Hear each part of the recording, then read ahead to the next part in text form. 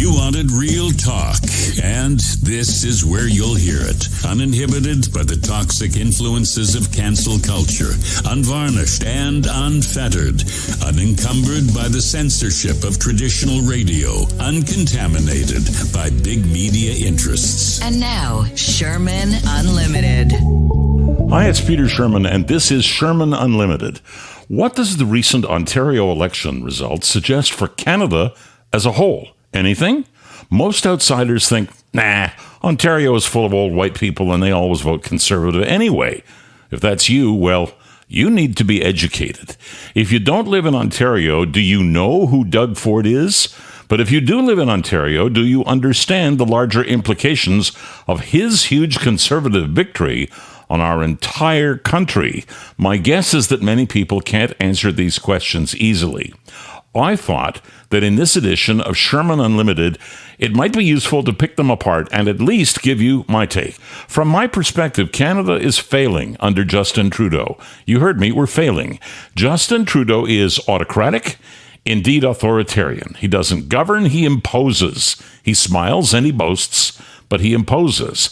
But he is not like generally. He's been seen as our only option for a few years as opposing forces struggle to unite and fight. Justin Trudeau lives for the next opportunity to polish his own image by throwing money at almost anything he favors. Forget about the fact that as it is printed and printed and printed, it is worth less and less and less in terms of buying power. Every one of us knows that sinking feeling in the pits of our stomachs as we park at a supermarket or pull into a service station to gas up. Trudeau supporters say, well, look at other countries. Well, I don't live in other countries. I live here. That logic sounds like high school. Gee, Mom, I know 18% was lousy in algebra, but the class average was only 8, so I did pretty well. Nonsense, right? Well, we don't have a huge unemployment problem here. To the contrary, but we can't pay most people enough to keep up. And while the Trudeau government is exceptional in its spending, it is not very adept at attracting huge investment by world-class companies to ensure we have a steady flow of high-paying jobs available. That would mean people being able to earn sufficiently to afford everyday life in this country. Sadly, most of us know that some Canadians are now electing to leave Canada for better opportunity elsewhere. When has that ever happened before? This Canada is the place you dream of. It's not the one from which you want to seek greener pastures elsewhere. To be sure, it's a trickle, not a stream, but left to their devices, the Trudeau Liberals will create a river. Trudeau's first finance minister was Bill Morneau, out of politics now on his own after a single term. He spoke for the first time recently on his experiences in that high-focus job, and among other things, here's a point that underscores my view, and I quote, "So much time and energy was spent on finding ways to redistribute Canada's wealth that there was little attention given to the importance of increasing our collective prosperity, let alone developing a disciplined way of thinking and acting on the problem.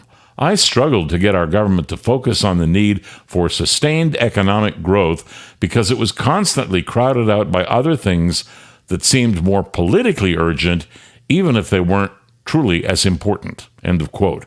Now, let me turn for a moment or two to the Ontario election, which, as you may have noticed, did not attract an iota of attention from Justin Trudeau. He never said a word. And yet, 4 years ago, he did nothing but blather on and on about what a disaster then wannabe Ford was going to be. This time, silence. And the same Doug Ford romped to victory with an absolutely dominant landslide that left the New Democratic Party as a weakened opposition and the Liberal Party with insufficient seats to even have party status at the Ontario legislature. Ford's Progressive Conservatives have 83 seats. The Socialist New Democrats remain a weakened opposition with 31. The Liberal Party won only 8 seats. The Green Party 1 seat, and there is one independent who won her seat. The talk I've heard suggests Trudeau stayed out of it and kept quiet because his people were looking at polls telling them that this was coming and advising Trudeau he did not need to participate in a pissing contest interrupting a variety of other issues. One would be Bill C-11, or the Online Streaming Act. Depending on who you talk or listen to, this new legislation seeks to exercise more control over the internet. Right now, we can't even conclude with certainty that a simple podcast like this one is free to run and express opinions in a post-C11 world that could be pro-government, anti-government, or have zero to do with Canadian politics. There's how Quebec's passage of 2 laws within the past year, both with the use of the notwithstanding clause, because in each case charter rights were being tampered with, pertaining to both religious expression and language of work. Trudeau should be involved publicly in that because the message is that charter rights are worth nothing. Take those items out of the mix and ask yourself if most people agree with how travel regulations pertaining to COVID are still being applied. Is our Prime Minister trying to punish anti-vaxxers who now are no more or less a danger to anyone else than those with 4 jabs? Because he is denying some any ability to travel at all. And for those who do, the prospect of hours of waiting at our major airports like Toronto Pearson. Look at the price of gasoline and Trudeau's unwillingness to pull back on ever-increasing carbon taxes and other government levies contained in the pricing. Look at the unwarranted use of the Emergencies Act to end the truckers' dispute. I could go on for a while, but those are just a few things occupying our Prime Minister and that grabbed the attention of Ontario voters who, despite this being provincial, said to themselves, "Screw the Liberals, I detest Trudeau, I'm voting Conservative." Meanwhile, that should scare a Prime Minister who governs with a minority, if not for the blind and senseless NDP.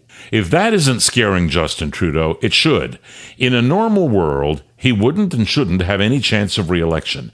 In fact, if it weren't for the NDP leader Jagmeet Singh, perhaps Trudeau would be gone already, or imminently in danger of being tossed out of office on loss of a confidence vote. I understand the British system of governance, and Trudeau has every right to engage another party to support his minority, and Mr. Singh has every right to be the one doing the supporting. But given Jagmeet Singh's proclivity for fine clothing and expensive jewelry and nice cars, and even his forgetfulness in failing to declare receipt of a $2,000 rocking chair gift for his newborn last year, until prompted, it's no surprise he can live with himself. It just appears his fight for the little guy doesn't include Jagmeet Singh. Here he is with typical socialist thinking.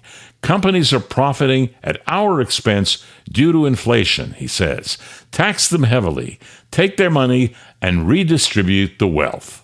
We've seen in this parliament, in the minority parliament, both in 2019 and now in 2021. And in that context, our job is to make sure we get people help. That's exactly what we believe needs to be done. We don't need to see fighting or infighting. We don't need to see people posturing. We want to see solutions. Right now, in a context where we see clearly that corporations are making these massive profits, they're making record-setting profits, and their record-setting profits are directly contributing to the cost of living going up. 1/4 of the cost of living going up is directly contributable to the fact that these corporations are making these record profits.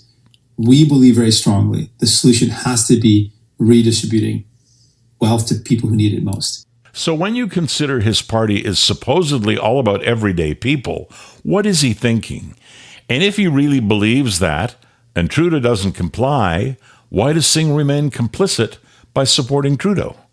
Does Singh support the Quebec bill abrogating a shit ton of English language rights, or limiting people's ability to wear symbols of their religions in public sector environments?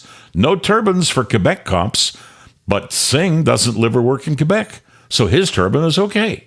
Bottom line is that sucking and blowing simultaneously don't work well, and he might like to be a little more discerning in what he supports de facto or tacitly by not speaking up.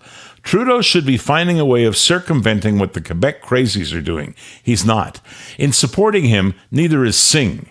Singh should also be highly supportive of free expression and not support Bill C-11. Is he so anxious to have a stake in holding the levers of power that his NDP principles are in a little box for use again another day? Singh has the opportunity to let Canadians themselves decide Trudeau's fate, and he should be moving aside to allow it. Otherwise, we are in for 3 more years of spinning clockwise down the crapper with less and less chance for recovery. These two men are hurting a lot of people. So Doug Ford represents the alternate approach, wins a strong mandate, has a legislative agenda that invests in infrastructure, resources, manufacturing. Add to all that the impending selection of Trudeau's new opposition leader in the Conservatives, and there's a lot going on. My conclusion is that we still have the makings of a great country and a chance to collectively pull it back from the abyss. Trudeau's got to stop running it for his own amusement, and Singh's got to stop helping him. Why? Well, take the current Abacus data poll that says 15 million Canadians think government accounts of events cannot be trusted. That's about 45% of all Canadians. People my age grew up thinking this was the best place in the world to settle down and live.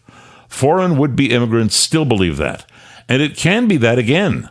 I expect Trudeau to see and recognize that, and I expect Jagmeet Singh to sever whatever joins him and Trudeau at the hip. This is Sherman Unlimited, and I'm Peter Sherman. Sherman Unlimited. Let Peter know what's on your mind. Drop him an email. info@petersherman.com. Find future episodes wherever you find your favorite podcasts. So if you like what you heard, tell a friend. If you really liked it, tell 3 friends. If you really hated it, tell 3 enemies. We'll talk again soon.